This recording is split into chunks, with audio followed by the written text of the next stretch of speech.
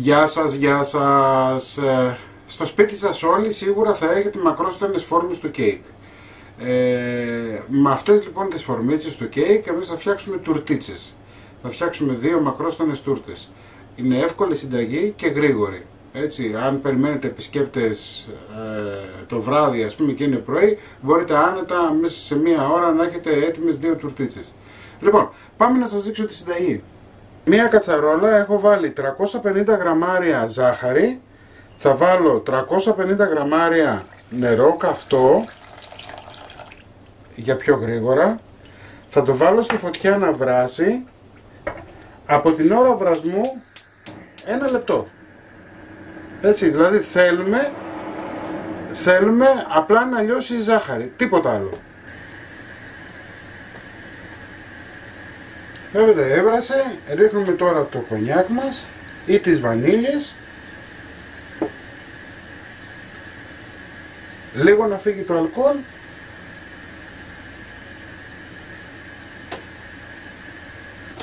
και κλείνουμε. Το σιρόπι μας είναι έτοιμο, τόσο γρήγορα.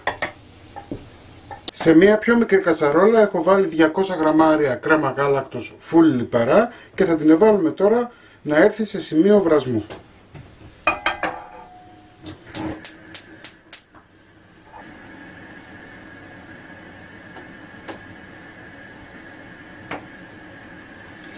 Εδώ έχω κόψει 300 γραμμάρια κουβερτούρα γάλακτος, την οποία θα ρίξουμε μέσα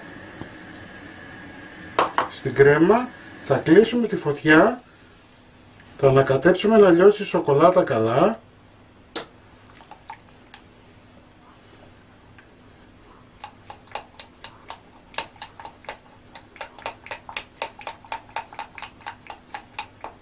Ωραία. Στον κάδο του μίξερ έχω βάλει 1 λίτρο κρέμα γάλακτος φυτική. Η φυτική κρέμα έχει το καλό ότι έχει ήδη τη ζάχαρη της μέσα, είναι ήδη γλυκιά, οπότε δεν χρειάζεται να προσθέσετε τίποτα άλλο. Λοιπόν, πάμε να την εκτυπήσουμε να γίνει σαντιγί. Λοιπόν, η σαντιγί μας όπως βλέπετε είναι έτοιμη, ένα απλό χτύπημα της έκανα. Θα πάρουμε τώρα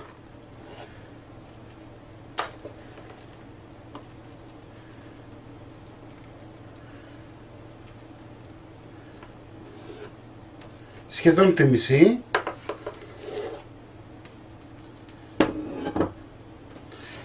και θα την βάλουμε στο ψυγείο. Στην υπόλοιπη μισή θα ρίξουμε τη σοκολάτα που έχουμε φτιάξει. Λοιπόν, ξεκινάμε σιγά σιγά. Στην αρχή μου βάζετε λίγο, έτσι. Θέλουμε σιγά σιγά να πάρει τη θερμοκρασία η σαντιγί με τη σοκολάτα. Πάντα κυκλικές κινήσεις.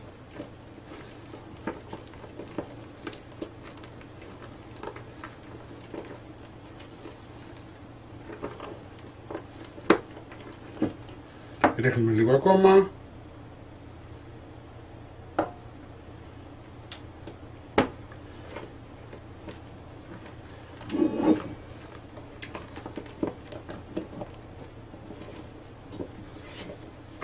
Κάνετε κυκλικές κινήσεις και σκάβετε, εντάξει, δηλαδή παίρνετε από κάτω προς τα πάνω. Λοιπόν, πάμε να ρίξουμε τώρα και την υπόλοιπη. Να κατέβουμε και είμαστε έτοιμοι. Είδατε πόσο εύκολο είναι να φτιάξεις μία τουρτίτσα. Λίγα υλικά. Η φυτική σαντιγί είναι πολύ πιο φθηνή από την ζωική, οπότε και η οικονομική συνταγή. Λοιπόν, είμαστε έτοιμοι. Θα τη βάλουμε τώρα στο ψυγείο να σφίξει για μισή ωρίτσα για να μπορέσουμε να στήσουμε. Λοιπόν, αφήσαμε και κρύωσε η κρέμα μας, την έχω βάλει σε ένα κορνέ. Εσείς μπορείτε να μην το βάλετε, αν δεν έχετε, μπορείτε να το βάλετε κατευθείαν. Έχει το καλό ότι σας βοηθάει λόγω του ότι είναι ήδη ένα καλούπι, έτσι.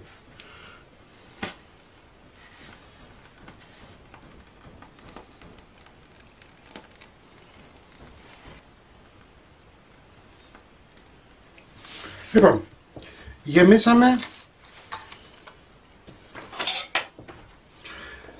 Αυτό που ήθελα να σας πω είναι το εξής, ότι επειδή η μεμβράνη μπορεί να μην κολλάει στη βάση του κέικ, μπορείτε να του βάλετε λίγο σπορέλαιο και να κουμπίσετε πάνω την μεμβράνη σας, θα κολλήσει έτσι κι αλλιώς. Λοιπόν, ευθυγραμμίζουμε λίγο. Λοιπόν, παίρνουμε μπισκότα σαβαγιάρ, βουτάμε καλά.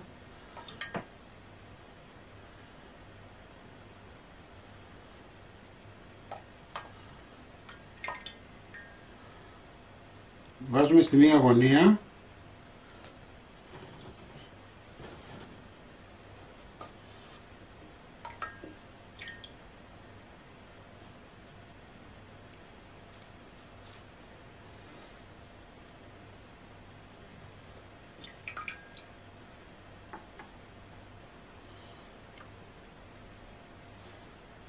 Βάζουμε μία σειρά κρέμα ακόμα.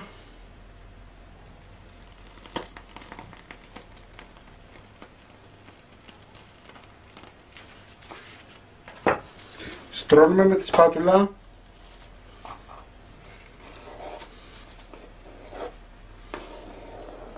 Εδώ πιέζουμε λιγάκι γιατί θέλουμε να καλύψει τα κενά που τυχόν μπορεί να έχουν αφαιθεί από τα μπισκότα τα σαβαγιάρ. Μην ξεχνάτε ότι αυτή εδώ είναι η κάτω μεριά, έτσι.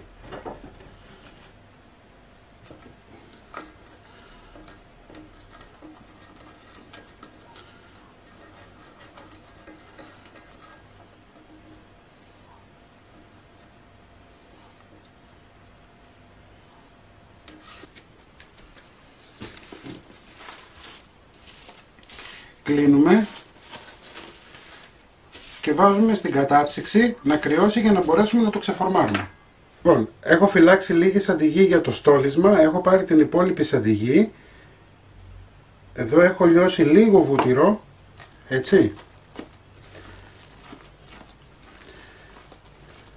100 γραμμάρια είναι το βούτυρο που έχω λιώσει.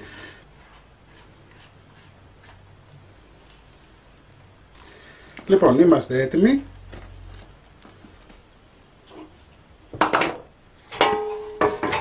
Θα πάρουμε τη φόρμα μας. Θα βάλω τη μισή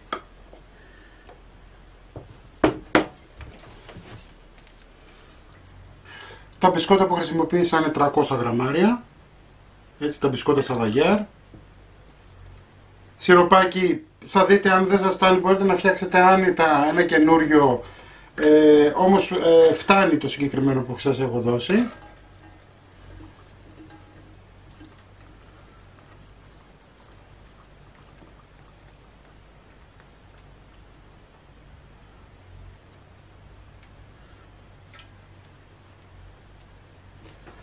Θα βάλουμε την υπόλοιπη κρέμα.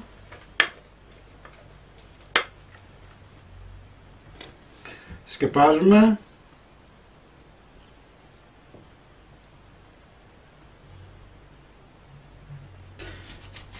Θα μπει και αυτό κατάψυξη για καμιά ωρίτσα να σφίξει λιγάκι και θα συνεχίσουμε με στόλισμα πλέον γιατί είμαστε έτοιμοι. Πάμε να ξεφορμάρουμε σιγά σιγά.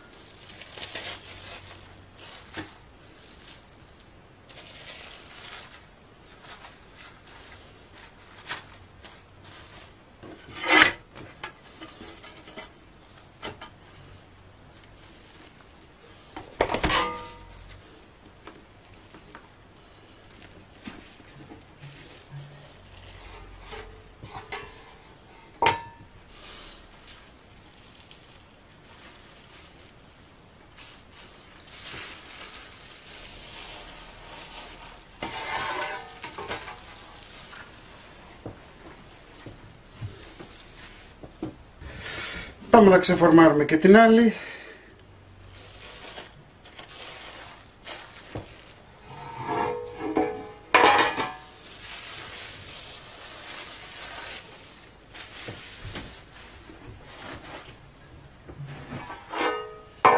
Πάμε να στολίσουμε την πρώτη.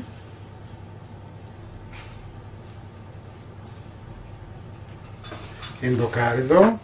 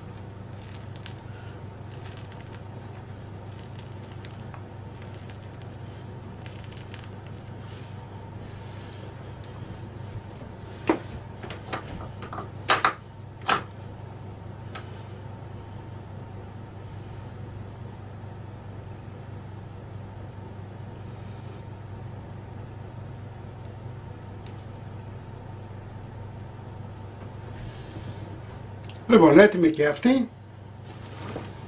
Εντάξει. Μην ξεχνάτε να κάνετε κοινοποίηση στα βίντεο μας, να κάνετε εγγραφούλα στο κανάλι μας. Οτιδήποτε χρειάζεται μπορείτε να έρθετε στην ομάδα μας Μαγειρικές Απολαύσεις στο Facebook και τη συνταγή όπως πάντα θα την εβάλω στο www.magirikesapolavsis.gr. Να είσαστε καλά και θα τα πούμε με ένα επόμενο βίντεο. Γεια και χαρά σας.